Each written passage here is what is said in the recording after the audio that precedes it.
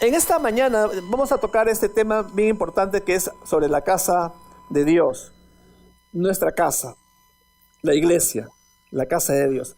¿Y por qué, hermanos? Porque es un aspecto vital que nosotros entendamos lo que la casa de Dios significa, lo que la iglesia es. En Ageo, el capítulo 1, nos narra una historia bien particular, pero antes quería hacerles una pequeña introducción.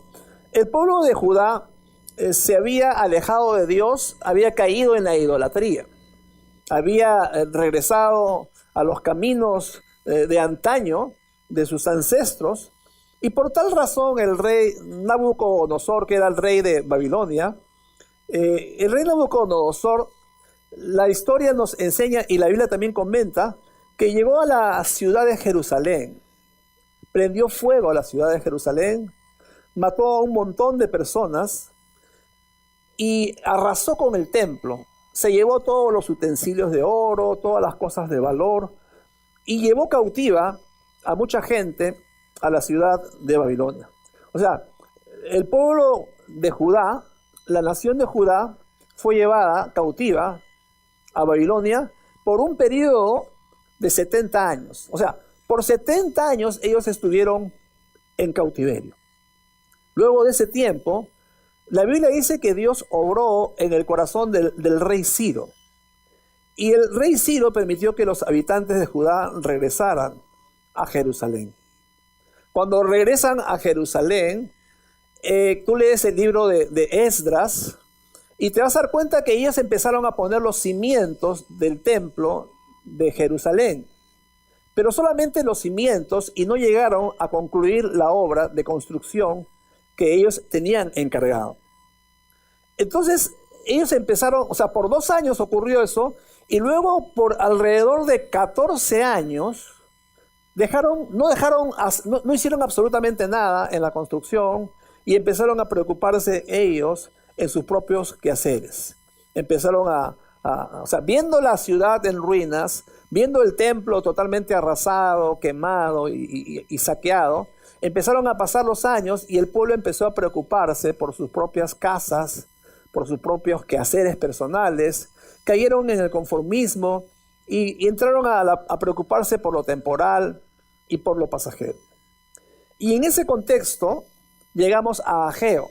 Para esto, cuando el profeta Ageo escribe esta carta, esta profecía, le da a la nación de Judá, ya habían pasado 16 años desde que habían regresado del exilio, de la deportación, ¿no? En Babilonia, y habían regresado ya a su tierra, a Jerusalén.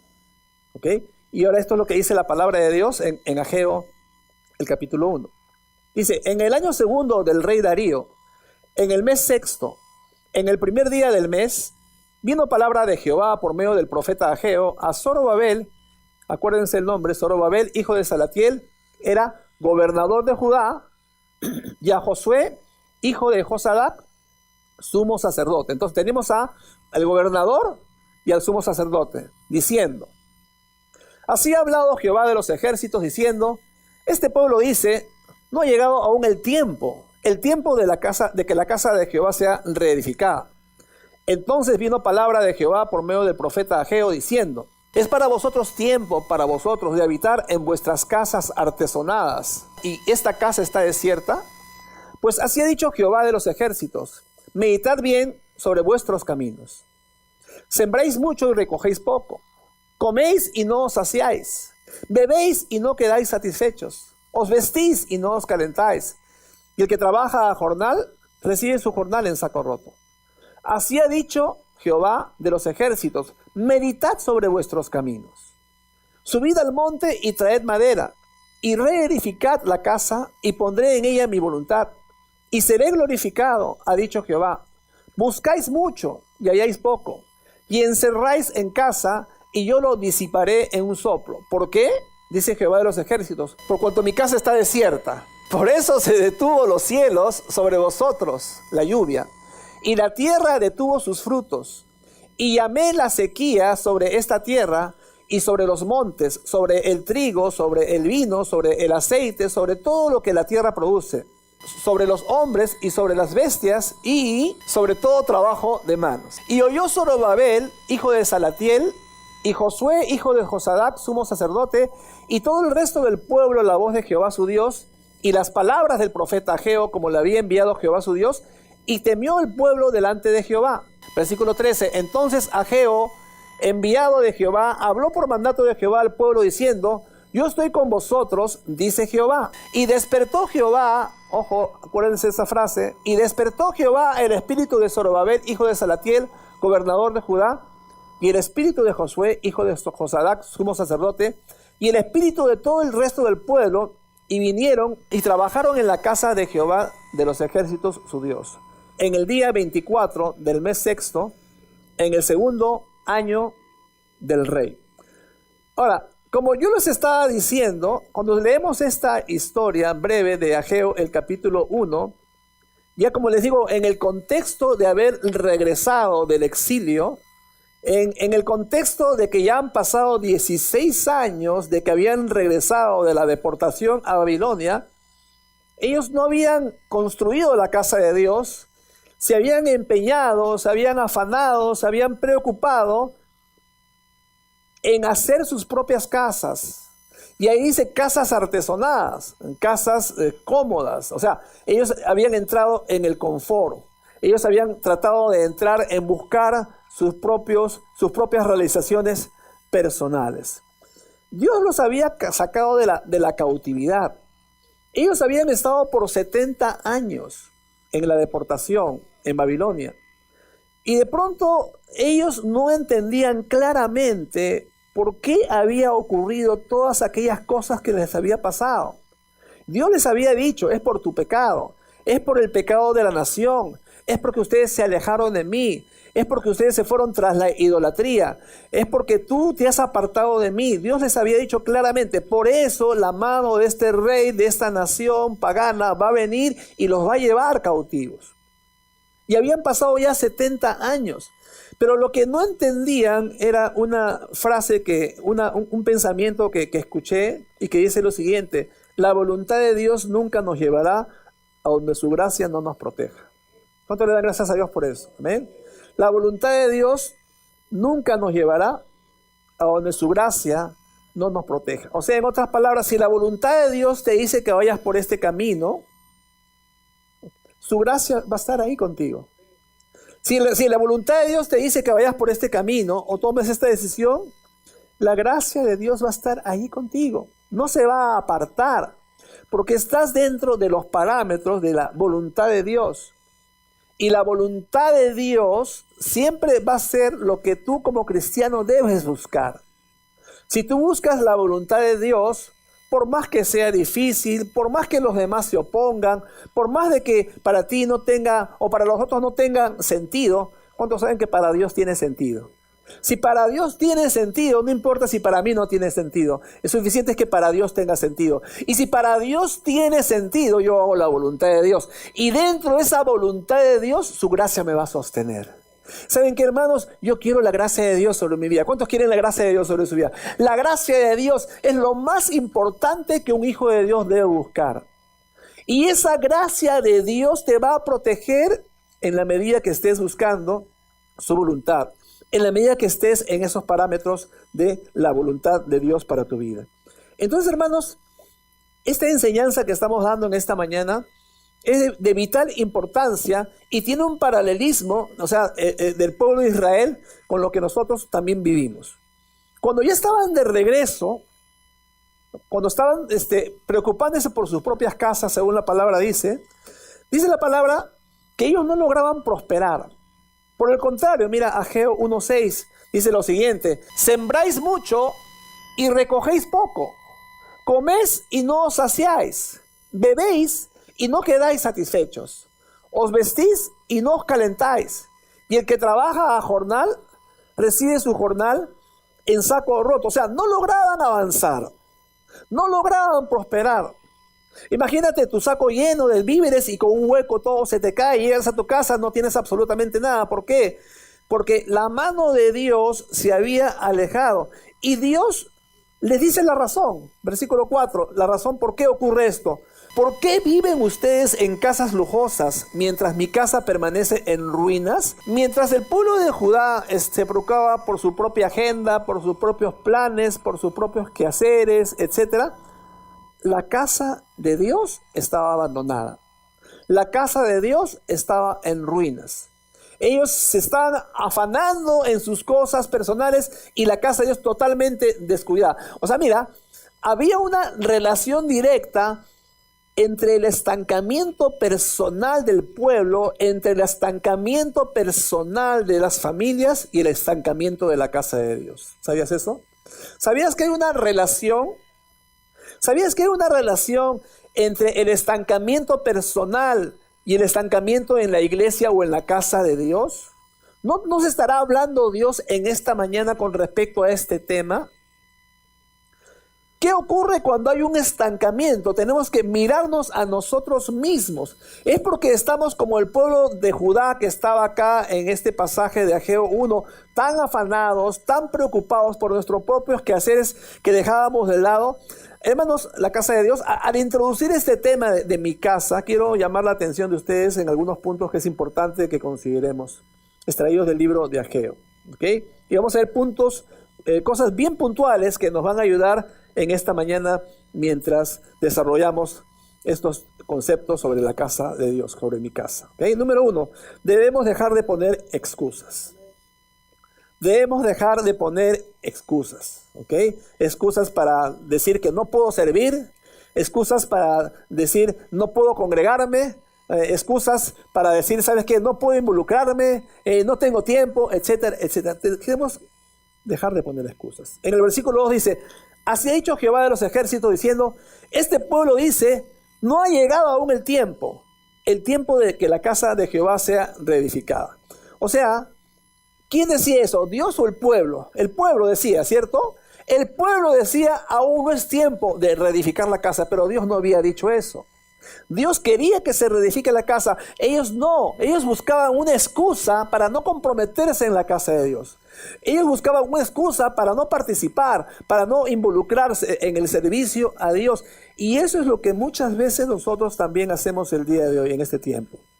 Las excusas, las razones por las cuales no participamos en la iglesia, las razones por las cuales no nos involucramos en la iglesia, las razones por las cuales no participamos en el negocio de Dios, en el asunto de Dios, en la casa de Dios. Y si estamos enseñando mi casa, que es la casa de Dios, y nuestra casa, hermanos, cada uno de nosotros no puede, como la palabra nos está enseñando, poner excusas. Vivimos en una sociedad plagada de excusas. Somos fabricantes de excusas. Le culpamos al gobierno, culpamos a los congresistas, culpamos ahora al nuevo alcalde, culpamos al fiscal de la nación, culpamos a todo el mundo, culpamos al jefe del trabajo, culpamos al pastor de la iglesia, culpamos al ministro, la menestra, culpamos al compañero de trabajo, culpamos al profesor, al tío, al abuelo. Somos fabricantes de excusas y siempre las encontramos hasta el día de hoy. Y hay algunas excusas que le damos a Dios por las cuales no lo servimos, por las cuales no seguimos su palabra.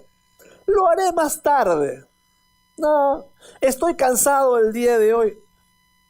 Decir más tarde, ¿sabías que es lo mismo que decir no? Cuando tú tienes la posibilidad, hazlo inmediatamente, hermanos, pero muchas veces la excusa es lo voy a hacer más tarde. Otros dicen, no, es demasiado difícil. Escúchame, para aquellos que dicen que es demasiado difícil, nada de lo que vale la pena es fácil. ¿Sabías eso? Nada de lo que vale la pena es fácil. Y dentro de esto también, aquello que estamos hablando de servir a Dios, de venir a la iglesia, de darle tu vida a Dios, de congregarte con pasión, servir a Dios, venir a alabar a Dios, o sea, de participar de todo lo que implica la casa de Dios, tampoco es fácil. ¿Quién dijo que iba a ser fácil? Pero cuando tú adquieres el hábito, cuando tú desarrollas la costumbre, hermanos, se convierte en parte vital de tu vida como cristiano. Yo no sé qué haría si no me congregara. Desde antes de casarnos, mi esposa y yo nos congregábamos en la iglesia, nos casamos y también nuestras hijitas desde pequeñitas, acá yo veo bastantes pequeñitos niños acá en la iglesia con sus padres presentes. Esa es la forma. Pero si empezamos a desarrollar excusas, razones por las cuales no vengo, no participo, no tengo tiempo, al final, hermano, hermanas, son excusas. Más tarde lo haré, es muy difícil, estoy demasiado ocupado. O sea que los que venimos no hacemos nada. ¿Eso estás diciendo? Hola. Mira a la persona, tú le dices, yo sé de quién están hablando. Dile eso, yo sé de quién están hablando. ¿Cuántos han escuchado esa excusa? Levanten su mano. Bajen su mano. ¿Cuántos han dado esa excusa? Levanten su mano. ¿Cierto? Es que estoy muy ocupado. Mira, hay otra clase de excusas. Es que Dios me ha decepcionado. Hola. Es que Dios me ha decepcionado. O sea, racionalizamos, dado que Dios no vino cuando queríamos. Dado que Dios no respondió cuando nosotros queríamos que responda. Ya no quiero que respondas. Y si me respondes, ya estoy enojado contigo. O sea, y todas esas excusas nosotros las damos. Hay otro tipo de excusas que solemos dar cuando queremos seguir lejos de la casa de Dios haciendo cosas nada agradables. No voy a herir a nadie si hago esto. Otra excusa es que nadie se va a enterar. O si no, por ejemplo, voy a hacerlo una vez más y después me arrepiento. O si no, también la clásica, ¿no? Pero todos lo hacen. ¿Por qué yo no podría hacerlo? Además, después Dios me va a perdonar. Entonces, es impresionante, hermanos, cómo podemos encontrar excusas en nuestra vida en vez de arrepentirnos, de buscar a Dios y de venir a la iglesia y de reconocer que la iglesia es mi casa, es la casa de Dios, es tu casa, es nuestra casa, y en esta casa, en la casa de Dios, vas a encontrar aquello que allá afuera no encuentras. ¿Cuántos se encuentran acá aquello que afuera no encontramos? Amén. Es que tiene algo particular. Cuando tú conviertes la casa de Dios en algo vital para tu vida, entonces en tu cerebro ocurre algo bien importante y en tu corazón también, que empiezas a cambiar la óptica. Te empiezas a desvivir por la casa de Dios. Empiezas a apoyar la casa de Dios. Empiezas a generar en tu corazón un amor por la casa de Dios. Un amor por congregarte. Yo recuerdo que con mi esposa, nuestras hijas pequeñas, apurándonos para llegar completo. Yo no podía llegar tarde. No podía perderme ni siquiera una alabanza. La primera tenía que estar antes. Y cuando por alguna razón llegábamos un poco tarde, yo me fastidiaba. Me fastidiaba. ¿Por qué? Porque yo quería estar temprano. Yo quería alabar a Dios. Yo no quería perderme ni un momento del culto. No quería perderme ni siquiera un instante, hermano querido. Y así hemos crecido con mi familia. Y ahora mi familia, mis hijas con sus esposos, están sirviendo a Dios de la misma manera, con la misma pasión. Y yo quiero, hermanos, que ocurra también lo mismo con ustedes en esta mañana. Que desarrollemos un amor por la casa de Dios. Que desarrollemos un amor por la casa y no pongamos excusa. Los exiliados que habían regresado de Babilonia y estaban ya en Jerusalén, habían pasado, como dijimos, 16 años y eran expertos en poner excusas. Tuvieron tiempo más que suficiente, 16 años, para construir el templo, pero no lo hicieron. Y en vez de eso pusieron excusas. Proverbios 22:13 dice, el perezoso afirma, hay un león allá afuera, si salgo me puede matar. Hay un dicho de Benjamin Franklin que dijo lo siguiente, la persona que es buena para poner excusas, rara vez es buena en otra cosa. La palabra profética del profeta Ageo en esta mañana, y que también nos quiere hablar el Señor a nosotros, es que dejemos de poner excusas. Amén.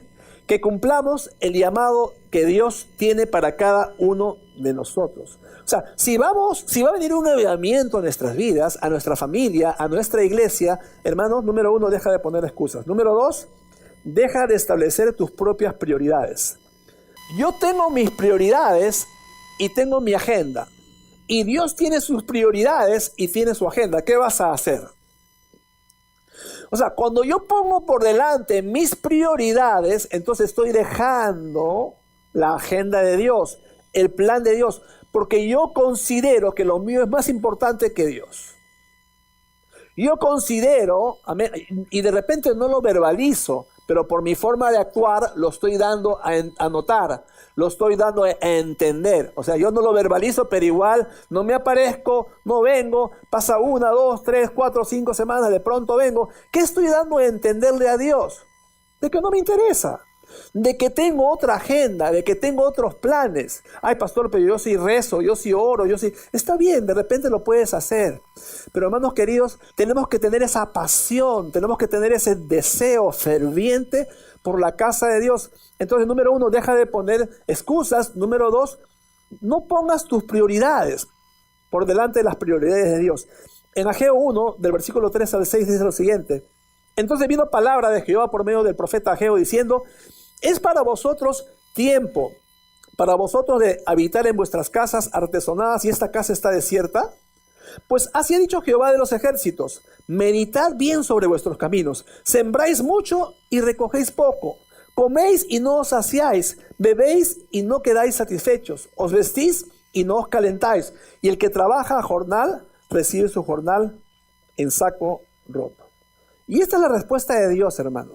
O sea, la condición espiritual de los corazones de las personas se puede medir directamente por la actitud hacia el llamado y el trabajo en la casa de Dios. La construcción del templo, el servicio en la casa de Dios, el involucramiento en la casa de Dios en ese entonces, así como también el día de hoy, era como un barómetro para saber la condición espiritual de las personas. Ay, pastor, mi comunión con Dios está buena. ¿De verdad? ¿De verdad? ¿Y por qué eso no se evidencia con tu asistencia a la iglesia? ¿Por qué eso no se evidencia con tu involucramiento, con tu amor? Ay, pastor, yo sí amo la casa de Dios. Yo siempre digo, ¿verdad? Es un amor tan profundo que no se nota, ¿no? ¿Cuántos saben que tiene que notarse? ¿Sí? No es que muy profundo, sí, pero ¿cuántos saben que tiene que...? Es como que tú le dices a tu esposa o tu esposo: yo tengo un amor profundo por ti. Y para todo serio, todo molesto, todo fastidiado, todo renegón, toda renegona, te trata mal. Entonces, con la boca dice una cosa, pero con las actitudes dice algo totalmente diferente. O sea, lo que yo digo tengo que evidenciarlo con mis actitudes. Y lo mismo, hermanos, con la casa de Dios. Entonces las prioridades de ellos estaban totalmente erradas. Y en el versículo 5 Dios por eso le dice: meditad bien sobre vuestros caminos. O sea, en otras palabras, reflexiona, compadrito, comadrita. Reflexiona, medita. Medita sobre tus caminos, o sea, medita en aquello que estás haciendo, medita en las prioridades que estás poniendo por delante de las prioridades de Dios. Medita sobre aquello que... O sea, en otras palabras, ¿a dónde te va a conllevar esa actitud? ¿A dónde te va a conllevar esa manera de ser? ¿A dónde te va a conllevar ese modus operandi que cada uno está desarrollando, apartándose del plan y la voluntad de Dios para sus vidas? Si nosotros estamos afanados en nuestros propios quehaceres, si nosotros ponemos excusas, si yo tengo mis propias prioridades, el Señor nos dice: medita, reflexiona, recapacita, ¿qué cosa estás haciendo? Y si la voluntad de Dios no son el número 1, ¿sabes lo que va a pasar? Cuando la voluntad de Dios, cuando la casa de Dios no se constituye en el número 1, va a haber algo que se constituye en el número 1. Y según la Biblia, ¿sabes cómo se llama eso? Idolatría. Porque idolatría significa que algo aparte de Dios se constituye en el número 1 en mi vida. Ay, pastor, no sea tan exagerado. Es un principio bíblico, hermano, hermana. Y si no entendemos eso, vamos a ser engañados y vamos a caer en la idolatría. O sea, como les digo, o sea, cualquier cosa que se constituye en en el número 1, eso puede convertirse en idolatría. Entonces el Señor pregunta, por eso: siembras mucho y cosechas poco, te calientas o te abrigas más, igual tienes frío, bebes, pero igual estás insatisfecho. Lo que ganas tampoco te alcanza. hay una razón espiritual en lo que estás pasando. Yo he conocido varias personas que se quejan del sueldo que tienen, porque no les alcanza, porque están pasando crisis y bla, bla, bla. Pero ¿sabías que hay una raíz espiritual en esa escasez que estás atravesando? No se trata del jefe, no se trata del trabajo, se trata de algo espiritual que tiene que alinearse, que falta que se alinee con lo que Dios tiene, y tú vas a ver cómo empieza a fluir luego la provisión para tu vida. Hermanos, hay un principio espiritual que no podemos dejar de lado. ¿Sabes qué, hermanos? Nadie puede engañar a Dios y salirse con la suya. Amén. La palabra dice que Dios no puede ser burlado, porque todo lo que el hombre sembrare, eso también cosechará. Entonces Dios nos llama a hacer sus metas nuestras metas. Dios nos llama a que su agenda sea nuestra agenda, en primer lugar. Por eso la palabra dice en Mateo 6:33, mas buscad primeramente el reino de Dios y su justicia, y todas estas cosas. ¿Sabes cuál es el problema? Que nosotros buscamos las añadiduras. Aquello que viene solito, aquello que es añadido, nosotros lo buscamos, nosotros nos afanamos, nosotros nos preocupamos y dejamos de lado el reino de Dios y su justicia. Pero tenemos que revertir esa tendencia. Primeramente busca al Señor, primeramente congrégate, primeramente dale el primer lugar a Dios, y tú vas a ver cómo las otras cosas solitas empiezan a añadirse. Ahora, Dios, en esta palabra profética hay un elemento importantísimo, un recurso divino disponible que vamos a enseñarles en esta mañana, que concuerda con los puntos que hemos estado viendo hace un momentito, pero tenemos que ir para esto en el libro de Zacarías. En el libro de Zacarías, en el capítulo 4, vamos a aprender en esta mañana un recurso fundamental que todo hijo de Dios necesita en su caminar cristiano, y ahora que estamos hablando sobre la casa de Dios. Zacarías 4, del versículo 1 al versículo 3, dice lo siguiente: volvió el ángel que hablaba conmigo y me despertó, como un hombre que es despertado de su sueño. Y me dijo, ¿qué ves? Y respondí, he mirado, y aquí un candelabro todo de oro, con un depósito encima, y sus 7 lámparas encima del candelabro, y 7 tubos para las lámparas que están encima de él. Y junto a él 2 olivos, el uno a la derecha del depósito y el otro a su izquierda. Ahora, Zacarías no entendía absolutamente nada. ¿De qué se trata este sueño? Por lo que el ángel le dijo y le hizo entender qué cosa significaba este sueño. Mira lo que dice versículo 6. Entonces respondió y me habló diciendo, esta es la palabra de Jehová a Zorobabel. ¿Recuerdan quién era Zorobabel? Era el gobernador de Judá. ¿Recuerdan? Esta es la palabra de Dios para el gobernador de Judá, Zorobabel, que dice lo siguiente: no con ejército ni con fuerza, sino con mi santo espíritu, ha dicho Jehová de los ejércitos. O sea, en otras palabras, Zorobabel iba a comenzar una obra, empezando por el líder a la cabeza. Y Dios le estaba diciendo a Zorobabel, como el día de hoy también nos dice, esto es una enseñanza para los ministros, para los líderes de la iglesia, escucha bien, en nuestras fuerzas Dios dice, no lo vas a lograr. Si no tienes el recurso de mi espíritu, vas a fracasar. Si no contamos con la presencia del Espíritu Santo, líderes, ministros presentes y congregación en esta mañana, hermanos, cualquier esfuerzo que hagamos va a ser un esfuerzo humano. Dios no avala eso. O sea, si queremos correr sin la ayuda sobrenatural del Espíritu Santo, sin la participación del Espíritu Santo en esto que estamos realizando, vamos a fracasar, hermanos. Y cuando Dios me habló esto, cuando le leí esto por primera vez hace unos meses atrás, yo dije, esto la iglesia tiene que aprender. El recurso disponible para la iglesia es el Espíritu Santo. El Espíritu Santo de Dios, hermanos, que está dentro de cada creyente, pero a la hora de hacer la iglesia, a la hora de desarrollar la iglesia, a la hora de venir a la iglesia, a la hora de participar, a la hora de hacer cualquier cosa, hermanos, por la iglesia, sin la participación del Espíritu Santo, estamos perdidos.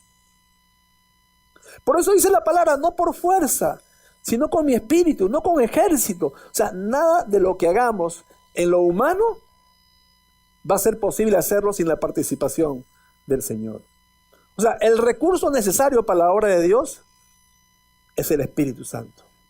Y Dios le promete a Zorobabel que la obra se va a completar, como la obra de Dios también se va a completar acá con nosotros. Amén. Pero tenemos que hacerlo, hermanos, con el concurso del Espíritu Santo. Cuando confiamos en nuestros propios recursos, ya sean pequeños o grandes, entonces no vamos a poder disfrutar plenamente de la provisión del recurso espiritual que es el Espíritu de Dios. Ahora, este recurso del Espíritu de Dios, del Espíritu Santo, es el mismo recurso, el Rúa de Dios, que estaba en la creación. El recurso del Espíritu, cuando Moisés pudo abrir el mar rojo por medio del Espíritu, del poder del Espíritu. Y así, hermanos, a lo largo de la palabra de Dios vemos esto. El aceite en la Biblia es una buena representación del Espíritu Santo. Y así como en lo natural el aceite lubrica, también, o sea, el aceite se utiliza para la fricción en el motor, ¿no? Para que los metales no se friccionen uno al otro y pueda lubricarse mejor. Entonces, cuando hay aceite, hay poca fricción y poco desgaste. ¿Sabías que también eso ocurre cuando el Espíritu Santo está presente en las relaciones? Hay muchas relaciones que son dañadas entre hermanos de la iglesia. ¿Sabes por qué? Porque no lo hacen en el Espíritu Santo, sino en la carne. Por lo tanto, las fricciones produce desgaste. Y por eso las relaciones se desgastan y se malogran. ¿Por qué? Porque siempre tienes que anhelar que el Espíritu Santo esté en tus relaciones. El aceite también sana. Antiguamente en la Biblia se usaba bastante el aceite en el tratamiento médico en tiempos bíblicos. ¿Cuántos saben que el Espíritu también trae sanidad? Amén. Y restauración a nuestra vida cuando estamos dolidos y heridos. Así como el aceite también enciende en una lámpara para prenderla, también cuando el Espíritu Santo está presente, uno puede arder y puede encenderse con pasión. Amén, hermanos, en la obra de Dios. El aceite calienta cuando es usado como combustible. También, hermanos, el Espíritu Santo trae calor, trae confort a la vida del cristiano, de la cristiana. Cuando leemos el pasaje, Zacarías estaba como adormecido. O sea, Dios tuvo que despertar a Zacarías. Y parecería, hermanos, que este letargo viene con muchas personas también en la iglesia. Hay muchos creyentes que caen en letargo espiritual, caen en una modorra espiritual, caen en desaliento, están como adormecidos, se vuelven apáticos acerca de Dios, acerca del llamamiento, acerca del plan de Dios para sus vidas. Y lo que necesitamos, hermanos, es que el Espíritu nos despierte.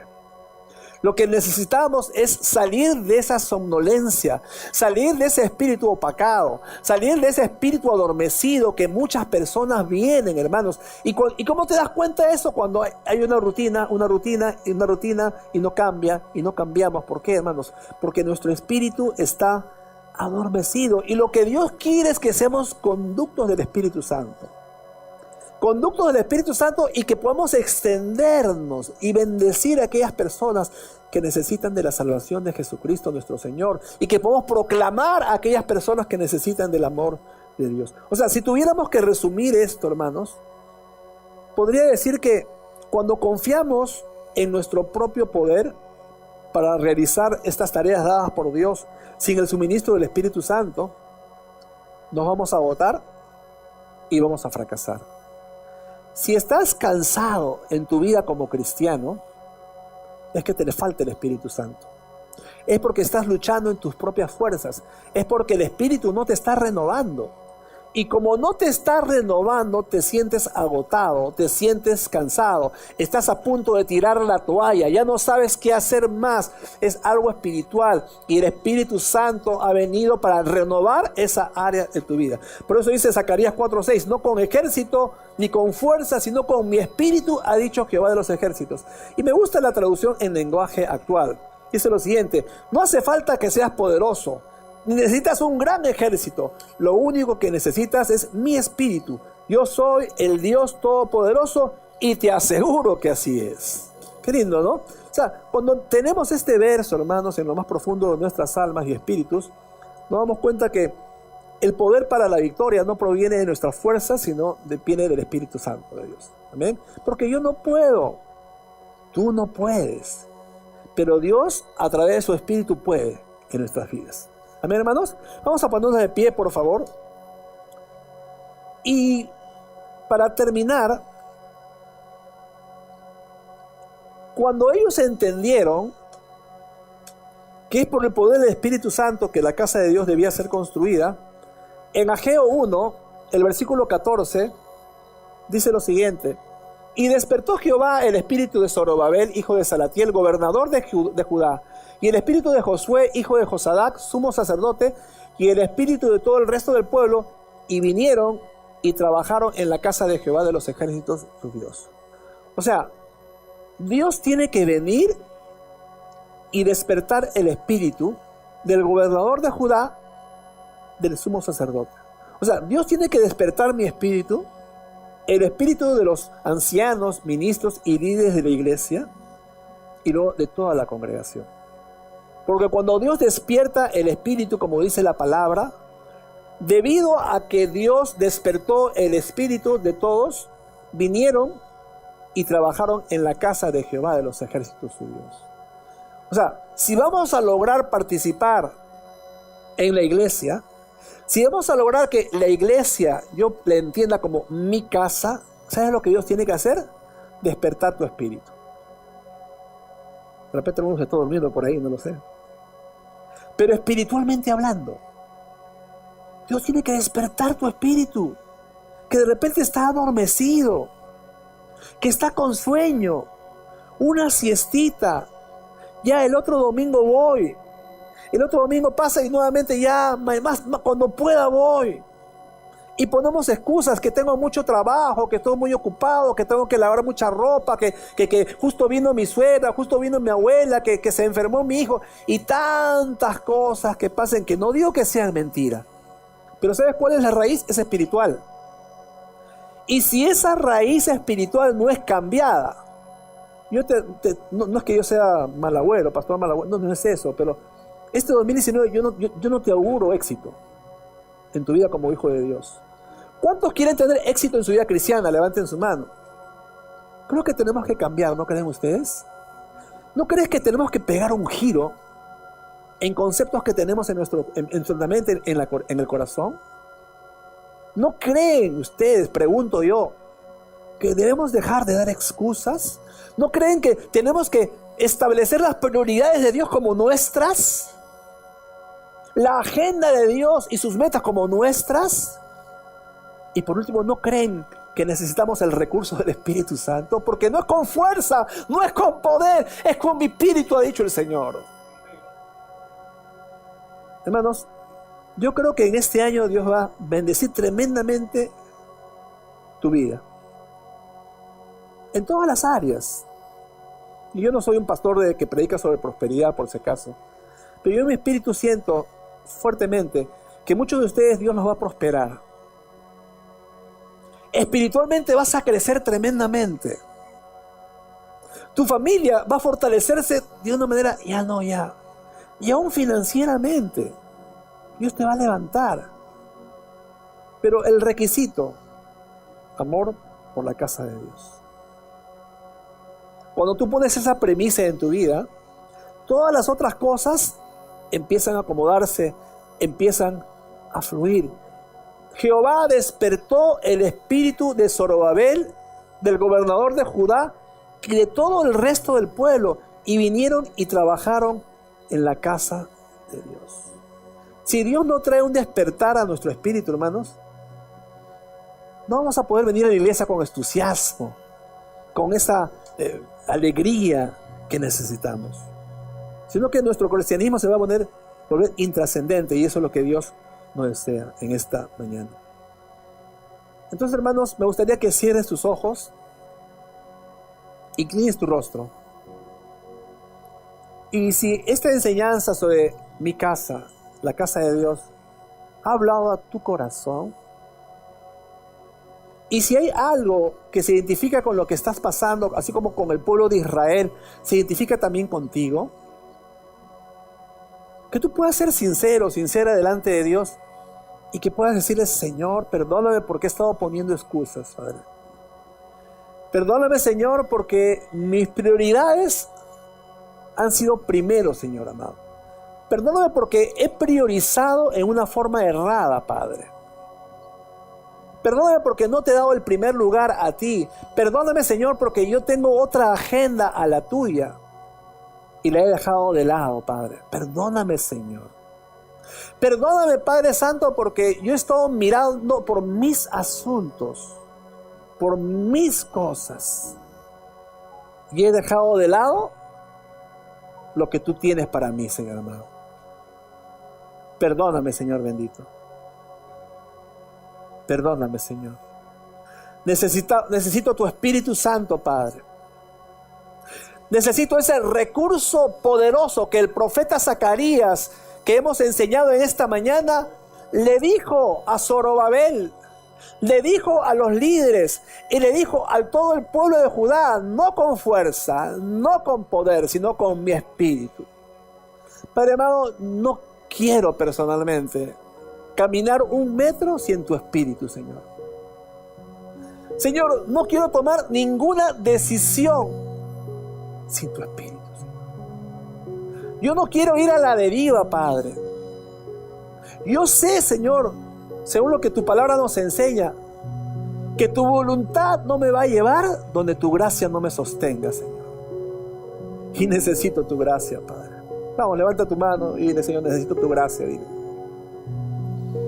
Señor, necesitamos tu gracia, Señor.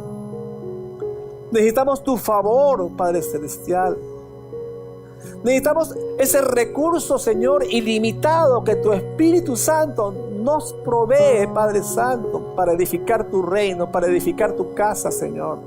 Señor, ahora entiendo un poco, Señor, por qué esta somnolencia, por qué este adormecimiento del que hemos enseñado. Señor, ahora entendemos, Señor, este espíritu opacado que estamos viviendo muchas veces, Señor amado. Es porque me falta la llenura de tu Espíritu Santo. Es porque el Espíritu ha estado a un lado, Señor, y yo he estado priorizando de forma errada. He estado poniendo excusas, Señor, y por lo tanto el Espíritu se mantiene retraído en mi vida. Perdóname también por eso, Padre. Vamos, empieza a orar, hermano. Empieza a decirle a Dios que quieres que eso cambie, que vas a pegar un giro. Y ese ardor por la casa de Dios, ese amor por la casa de Dios, ese amor por participar, por servir, por pertenecer, por ser parte de, que nazca en tu corazón en esta mañana, Señor. Mira mis hermanos y hermanas en esta hora, Señor. Mira sus vidas. Mira lo que están pasando, Señor. Sé propicio a cada uno de ellos, Padre amado. Y en que este 2019, Señor, mi casa, tu casa, nuestra iglesia, Señor, pueda avanzar en los propósitos que tú has determinado, Señor.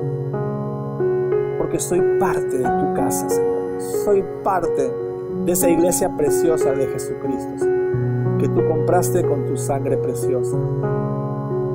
Te bendecimos, Padre. En el nombre de Jesús. Amén. Damos un aplauso a Dios. Amén. Gloria a Dios.